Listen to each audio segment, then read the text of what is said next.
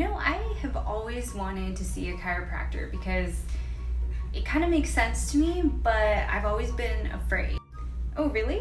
What about it makes you nervous? Well, I just don't think I want to get cracked like that. I think it might be too much for me.